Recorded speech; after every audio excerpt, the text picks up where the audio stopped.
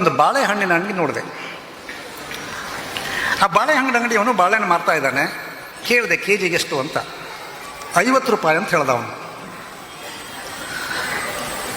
ಮನೆಯವ್ರಿಗೆ ಕೇಳಿದೆ, ಏನೇ ತಗೊಳ್ಳ, ಸುಮ್ಮನಿರಿ, ಮುಂದಕ್ಕೆ ಹೋಗುವ. ಸರಿ, ಇನ್ನೊಂದು ಅಂಗಡಿಗೆ ಹೋದೆ. ಅಲ್ಲೂ ಬಾಳೆಹಣ್ಣು ಇಟ್ಟಿದ್ದ. ಅವನ ಹತ್ರ ಕೇಳಿದೆ ಬಾಳೆಹಣ್ಣಿಗೆ ಎಷ್ಟು ಅಂತ. ಅವನು 30 ರೂಪಾಯಿ ಅಂತ ಹೇಳ್ದ. ಒಂದು ಅಂಗಡಿ ಆಚೆ ಈಚೆ ಇವನು ಬಾಳೆಹಣ್ಣು ಮಾರ್ತಾ ಇದ್ದಾನೆ 50 ರೂಪಾಯಿ.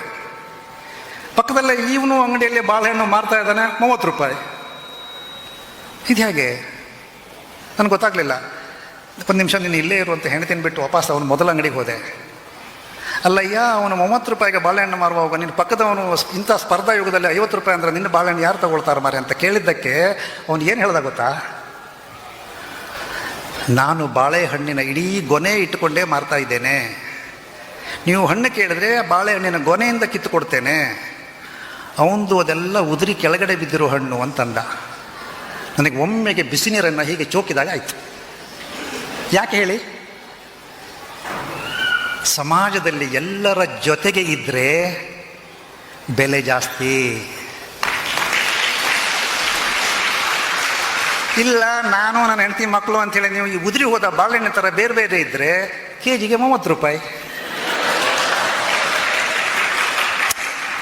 ಅಲ್ಲೇ ನನಗೆ ಅನಿಸಿದ್ದು, ಅಯ್ಯೋ ಅದೆಲ್ಲ ಅವ್ರು ಮೇಳ ಮರ್ರ ರೋಟ್ರೆ ಜಯ ಜಯಕಾರ ಮಕ್ಕಳು ಸಿತ್ತ ಕಾಣಿ ಅಂತ ಅವ್ರು ಹೇಳಿದ್ದಕ್ಕೆ ನನಗನ್ನಿಸ್ತು, ಸಮಾಜದಲ್ಲಿ 4 ಜನರ ಜೊತೆಗೆ ಯಾರು ಇರ್ತಾರೆ ಅವರಿಗೆ ಬೆಲೆ ಜಾಸ್ತಿ, ಮೌಲ್ಯ ಜಾಸ್ತಿ, ತೂಕ ಜಾಸ್ತಿ, ಅವನ ಬದುಕಿನ ಸಾರ್ಥಕ್ಯ ಜಾಸ್ತಿ.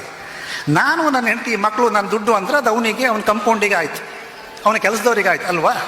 ಹಾಗಾಗಿ ಸಮಾಜದಲ್ಲಿ ಎಷ್ಟು ಸಾಧ್ಯವೋ ಬರೀ ಜೇಸಿ ಅಂತಲ್ಲ, ಸಾಧ್ಯ ಆದರೆ ನಿಮ್ಮೂರಿನ ದೇವಸ್ಥಾನದಲ್ಲಿ ಪಾಲ್ಗೊಳ್ಳಿ, ಶೈಕ್ಷಣಿಕ ಸಂಸ್ಥೆಯಲ್ಲಿ ಪಾಲ್ಗೊಳ್ಳಿ, ಒಂದು ವ್ಯಾವಹಾರಿಕ ಕಾನ್ಫರೆನ್ಸ್ ಇದ್ದರೆ ಅಲ್ಲಿ ಪಾಲ್ಗೊಳ್ಳಿ. ಎಲ್ಲ ಸಮಾಜದಲ್ಲಿ ನಾವು ಬೆರೆಯೋಣ.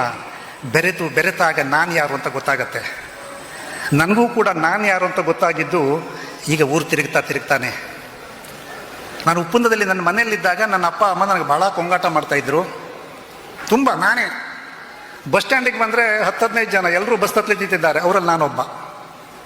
ಹಾಗೆ ಕುಂದಾಪುರ ತಾಲೂಕಿಗೆ ಹೋದರೆ ಶಾಸ್ತ್ರಿ ಪಾರ್ಕಲ್ಲಿ 100 ಜನ, ನಾನೊಬ್ಬ. ಉಡುಪಿ ಜಿಲ್ಲೆಗೆ ಹೋದರೆ ಇಡೀ ಜಿಲ್ಲೆಯವರೆಲ್ಲ ಅಲ್ಲಿ ಬಂದ್ಕೊಂಡಿದ್ದಾರೆ, 1000 ಜನ ಅಲ್ಲ, 10-20 ಸಾವಿರ ಜನರಲ್ಲಿ ನಾನೊಬ್ಬ. ಅಂದರೆ ನಾನು ಯಾರು ಅಂತ ಗೊತ್ತಾಗಬೇಕಿದ್ರೆ ನೀವು ಮತ್ತಷ್ಟು ಎತ್ತರಕ್ಕೆ ಇರಬೇಕು.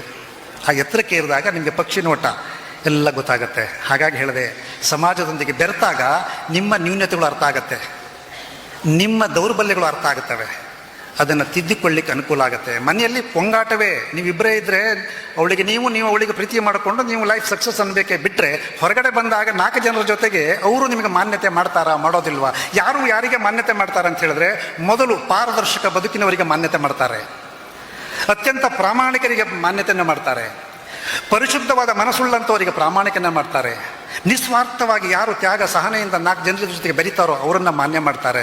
ಇದೆಲ್ಲ ಗುಣಗಳು ನಮ್ಮೊಳಗೆ ಸೇರ್ಕೊಳ್ಬೇಕಾದ್ರೆ ಮನೆಯಲ್ಲೆಲ್ಲ ಸಮಾಜದಲ್ಲಿ ಸೇರಬೇಕು, ಸಮಾಜದಲ್ಲಿ ಬೆರೀಬೇಕು.